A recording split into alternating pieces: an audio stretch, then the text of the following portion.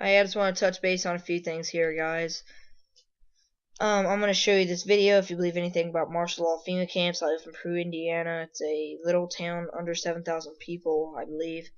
If you believe anything about FEMA camps and Obamacare, anything like that, martial law, then you're going to want to watch this, because here's the bottom roll that I just want to say. We are the only country to successfully print our own money to pay off our debt. Germany tried it. That is why their economy collapsed during World War I and II. And if you don't, I'm pretty sure. I mean, I'm not like positive on this, but I feel like this is what happened. I think I remember seeing it.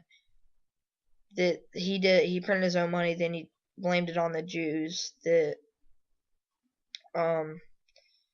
He blamed it on the Jews that they screwed up his economy. So I'm just going to try to explain a little bit more about this. From what I understand, is we are the only country to successfully print our own money to pay off our debt, and it is making the dollar currency go down, down, down, down, like could be with the dollar. It's going to go down and down because it screwed up Germany's economy in a day, but they're not the world's, we don't have that huge economy. China and India are leading that, but we're basically, I think, a superpower, not economy wise, but you know what I'm talking about. But what my thing is,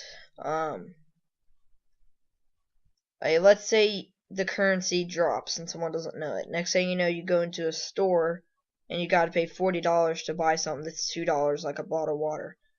That person's like, okay, I'm gonna go back. If he's a crazy person or just a thug or some crap, he's gonna probably go back and get a baseball bat. Not being stereotypic, but someone's going to do that. And if the currency, if the dollar was worth, say, 50 cents, imagine how pissed off that would make people.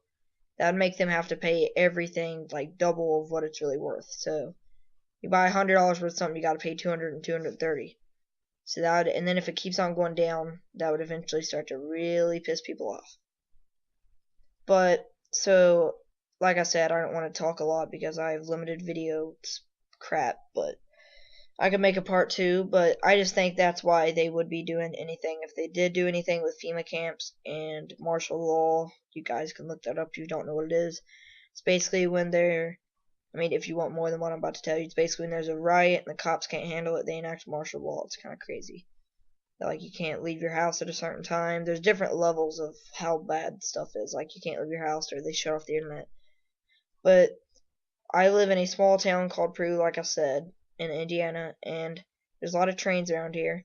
And the reason that I'm sitting down here when I film this is because I was way down there, and then railroad things came across the road saying that I couldn't cross. Next thing I know, I see this train with a whole bunch of army stuff, so I drive down here.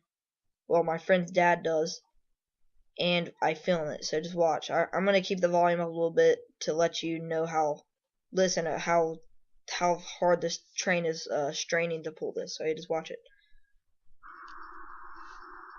I'm gonna skip it a little bit when it comes by. Just another touch base. My dad works for Norfolk Southern, the same company that pulled this train a couple days ago.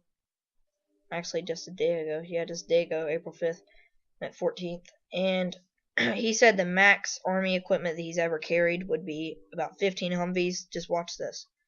Things got MRAPs, Humvees, tanks. Just watch.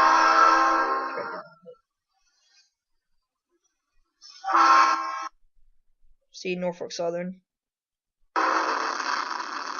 Hear that straining. Okay, just look at this. Tell me if this kind of creeps you out.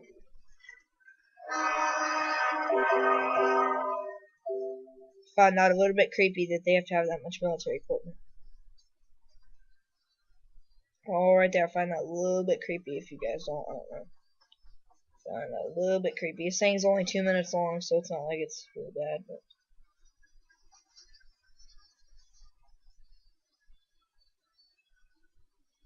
just gonna skip it a little bit.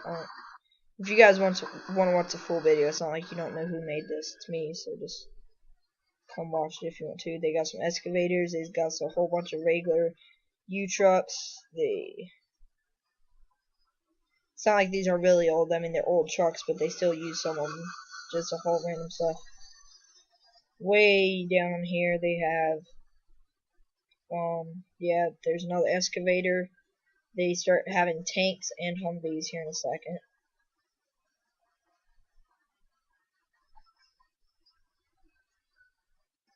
Yeah, it's right down here. Just wait a second.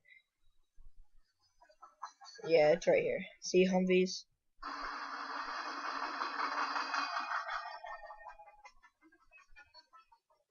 There's desert camo Humvees, desert camo Humvees, desert camo, desert camo, desert camo, Humvees, Humvees, desert camo.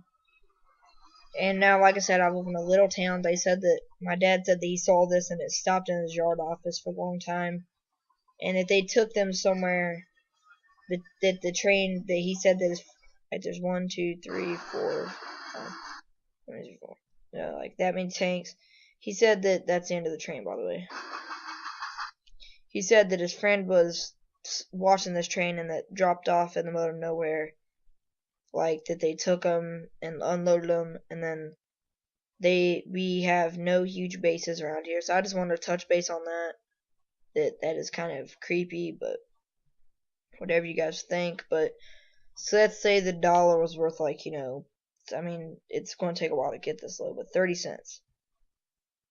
I don't know my math that good. I'm sorry. It's like 30 cents. And then you want to buy something that is $1, right? So I'd take twice as much. So say your dollar's worth 30 cents. You want to buy something worth $1. So that means you'd have to give them $2. Wait, hold on a minute.